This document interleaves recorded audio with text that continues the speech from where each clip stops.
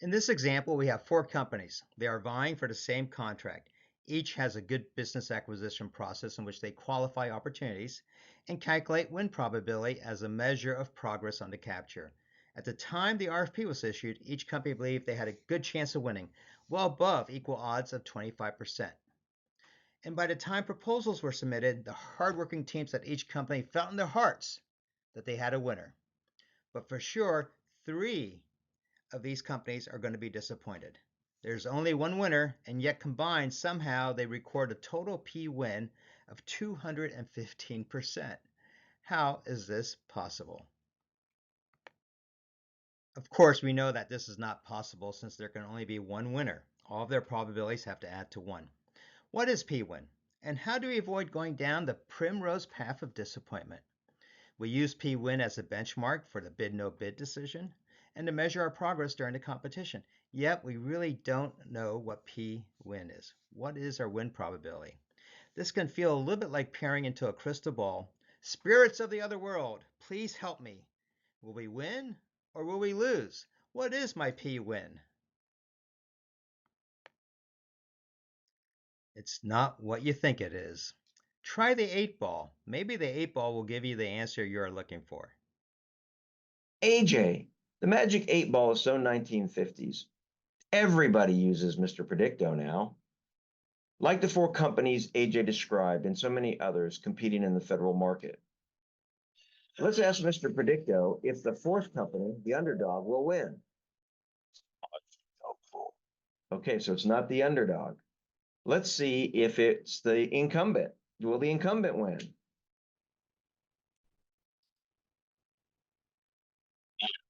I am sure. There you go. Mr. Predicto says it's the incumbent. Why compete? But now let's see if AJ has different answers. So, where do we start to better understand win probability? In a typical day, how many questions do you ask? About 2 years ago, we conducted a survey of over 50 capture and proposal professionals. Now, look, here are their answers. Wow, 75% of capture and proposal professionals ask over 5 questions each day. Many ask over 50. I actually think that's pretty good.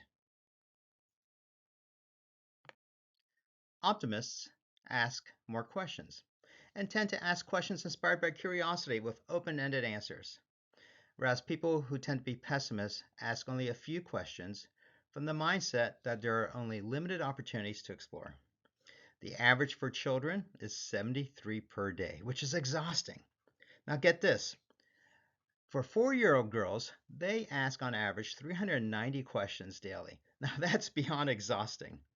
Now adult optimists also ask many questions. And rather than perhaps dismissing it as tiresome, we should really recognize it as a reflection of their curiosity and optimism. Optimism keeps us happy. Many studies have shown that it is the most important predictor of success for salespeople and, of course, us capture and proposal professionals. In fact, our brains are wired to always look on the bright side. We are all born curious. We remain persistently optimistic, regardless of our experience. We really have that unique ability to make it so, despite the facts in front of us. And we always feel better when we have high expectations, not low expectations. When people with high expectations succeed, we attribute it to our own talent. But when we fail, it's about other things and remain confident that we will win the next time. But when we have low expectations and fail, it's because we're dumb. Or when we succeed, it's because the win was too easy. Now, numerous studies indicate that optimism changes both our subjective and objective reality. Optimism is not just related to success, but leads to success. Let's remember that quote from Samuel Johnson. Optimism is a triumph of hope over experience. Now, this statement captures the overconfidence we all have on proposals. On most proposals, at least one that is going well, we display a lot of anticipation along with optimism. In fact, optimism and anticipation are very closely related. So what is anticipation? Anticipation is the expectation of a specific positive outcome. In our case, the expectation of winning makes us really happy.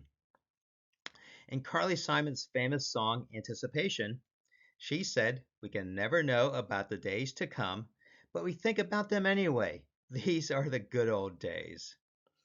Now, a study looked at how much people were willing to pay for a passionate kiss from a celebrity like George Clooney.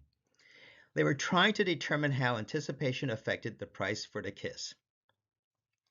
Let's say you just paid $1,000 to a charity for a passionate kiss from a celebrity. Pick whichever one you want. When would you want to smooch? Would you want it in 3 days, 24 days, 1 year, or 10 years? Now, in the study, what they discovered is that people paid the most for the chance to wait 3 days and the least for 10 years. The anticipation of the kiss over 3 days maximized their happiness. Getting to kiss now removed the additional happiness we get from anticipating good things, and no one wanted a kiss from an aging celebrity. Optimism and anticipation together is really a powerful drug. Ask yourself the question, would we really enjoy our proposal wins as much if our customers decided to win it within an hour of receiving the proposals? I don't think so. So optimism and anticipation are both powerful forces for winning, and it really explains the irrational exuberance we all have with overestimating win probabilities. So optimism and anticipation are both really powerful forces for winning, and explains the irrational exuberance we have when we overestimate win probabilities. We tested this with a LinkedIn survey several years ago. We asked users what they had for their P-win on a current pursuit. 71% of the respondents said that their P-win is greater than 50%. Clearly, we are optimists since most competitions have more than 2 bidders. Let's say we are competing against only one other company for a really important contract. We believe that our P-win is 70%. Then we must also believe that our competitor's P-win is 30%. That gives us a 2-to-1 advantage. Yet, it's probable that our competitor is also serious about this opportunity, wooing the customer just like we are, investing in product improvements just like we are, and trying to convince their CFO to drop their profit target so they can bid more aggressively. It is also likely that they believe their P-win is considerably above 50%, just like us. Now, we both can't have P-wins above 50% since there's only one winner. In fact, this is interesting because we in fact become more optimistic when there are 3 bidders. Even odds with 3 bidders is 33%.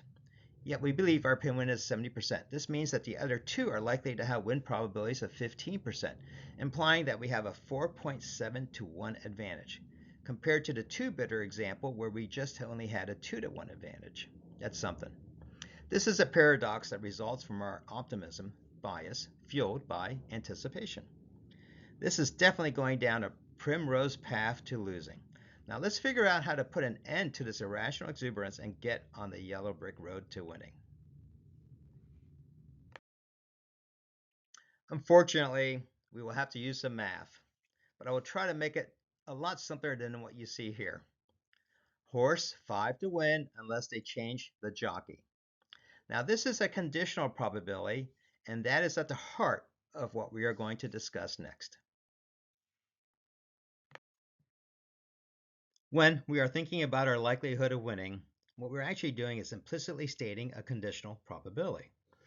The probability that we will win if certain things are true. Now we're going to call these win conditions or just conditions. For example, we're going to say that our P-win is 70% if our product features exceeds 2 of 5 key requirements set by the customer, and if we can deliver 6 months early, and if our competitors' products do not exceed the requirements, and if all competitors will bid their standard price that is no more than 5% less than our price. And also if the customer values that early delivery more than a possible 5% price premium. Now, these conditions will result in higher P-wins than an absolute probability that doesn't have any conditions, since we've created a mental model about what it takes to win. Our competitors will also have their own conditions that their win probability is based on, and that will also be higher than the absolute probability for those competitors. While the absolute probabilities have to add to 1 or 100% since there's only one award, the conditional probabilities do not, since each competitor will have their own set of conditions. Now, this actually explains the irrational exuberance of how companies mark their P-wins at seemingly impossible numbers. It's all about those conditions, and oftentimes their assumptions are implicit. And our optimism is all about the ifs we've assumed in estimating the P-win. Somehow we considered all the options, unraveled the complexity of the competitive dynamics, and arrived at the conclusion that our win probability is 70%. This is like unraveling a whole bunch of ideas and assumptions out of our head. We said if our product features exceed 2 of 5 key requirements, and if we can deliver 6 months early, if our competitors' products do not exceed the requirements, and if all competitors bid their standard price, that's no more than 5% less than our price, and if the customer values early delivery more than a possible 5% price premium. And we know that some of these conditions may not be true or only be partially true today. Our optimism leads us to believe that we can make them true when we submit the proposal. Now, this is actually a good way to think about win strategy. And capture is about identifying what conditions have to be true to win, and then taking the actions to influence them to become true by the time the award is made. Some of these we will have control over. Others we can only influence, and even others we will have no control over and are just assumptions that we make based on the best competitive intelligence that we have. Now, this mental model of winning is based on a robust logic with causality, which we can update as the competition evolves, depending on to what degree those conditions actually come to fruition. So, how do we do this in a way that isn't just trying to make sense out of a whole bunch of ideas and assumptions that we're pulling from our heads? Making winning choices. This is SMA's methodology for developing win strategies. We unravel the complexity to create a mental model of winning that considers different strategies. And for each different strategy, we identify the conditions that have to be true for that strategy to result in a win. We then compare the conditions across all of the possible win strategies to pick the one that we believe results in the highest absolute P-win.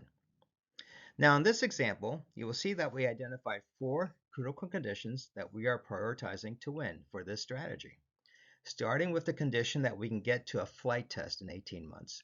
The second condition is that the customer values near-term capability, that is, an accelerated schedule. The third critical condition is that we can use our existing propulsion technology that has a high TRL to achieve the accelerated schedule. And the fourth condition is that we can get our engineering A team deployed right away. You also see in this example that we are assuming that our competitors don't have a high TRL solution to achieve a flight test within 18 months. Some of these conditions we have control over, like assigning our A team to the project. Some we can only influence, like whether the customer will include an accelerated schedule when making the award. And some we have absolutely no control over, such as what technology our competitors are going to use. Making winning choices is a methodical approach that is based on data and analysis, a logical sequence of causality, drives capture activities, and can be used to track our progress towards the win.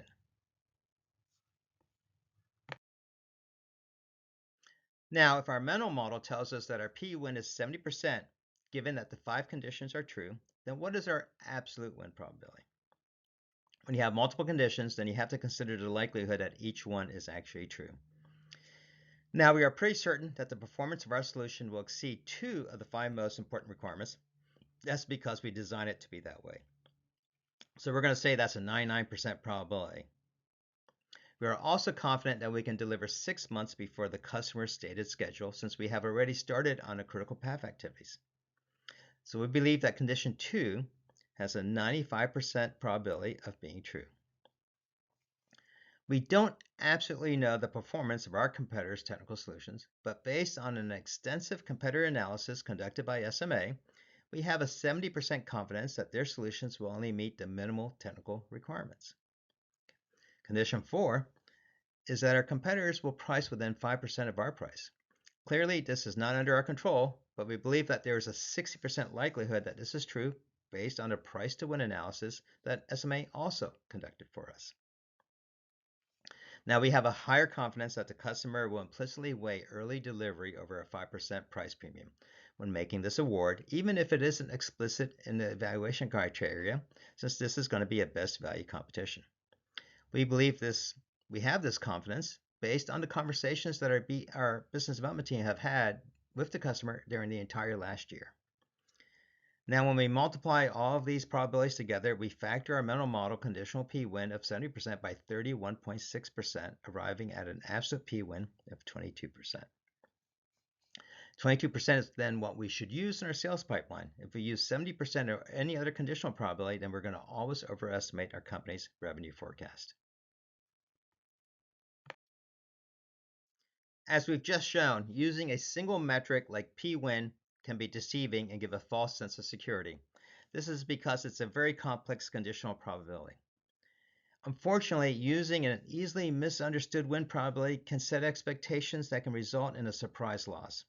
Every company yields to that temptation of believing that its p-win is greater than 50% without explicitly identifying those specific conditions that go into the mental model. The optimism is commendable and necessary, perhaps, to garner internal support for your bid, but it's a zero-sum game if there's only one award. Now, we recommend that once you've created a win strategy using making winning choices, then you should make it actionable by focusing on those conditions and creating a comparative advantage from those conditions that are under your control. Now, what is comparative advantage? Most bidders in any given competition are offerable. Offerable means that you have met the minimal conditions to be a credible supplier, but are only playing for table stakes at that point. Win strategy requires creativity to be truly distinctive. Now, business guru Michael Porter of the Harvard Business School succinctly defines strategy as competitive strategy is about being different. It means deliberately choosing a different set of activities to deliver a unique mix of value. A company can outperform its rivals only if it can establish a difference that it can preserve. Now, only a few companies will invest and take the actions necessary to create a disproportionate comparative advantage and offer clear choice to the customer. Now, in this example, we have 6 bidders. But companies A, B, and C have invested to create a differentiated offer based on the conditions that they control that are critical elements to each of their win strategies. In this example of 6 bidders, if each bidder is equally contestable, then the p-win for each is just 16.67% as being offerable. But company A made significant investments to create a uniquely attractive offer, giving it a 3-fold advantage. In this case, the p-win for that bidder is nearly 30%. Now note, this is still below 50%, even though the company is the most likely winner. Whereas the other 5 are at a p-win ranging from 10% to just over 20% each. Now we can estimate the relative advantage by translating the value that accrues from each condition into the stated and unstated evaluation criteria. This is more sophisticated than just simply counting strengths and weaknesses. Now, we translated this into bookie odds just in case you actually wanted to make a bet on company A. P-win is a complex conditional probability and is more easily expressed and managed as a relative advantage. Again, here the differential odds of winning, not as an absolute probability. So what have we learned? First, don't rely on estimates of P-win to drive your capture and proposal activities. Instead, focus on how you can create a comparative advantage by understanding the conditions of what it takes to win. Understanding those conditions have to be true that will result in that advantage. Your capture activities should then focus on tracking and bringing about those conditions to fruition as best as you can. Our winning choices methodology helps you develop a winning strategy that is actionable, can be tested, and used as a management tool to track your true odds of winning. Thank you for joining us today. I hope you discovered something new about win probabilities.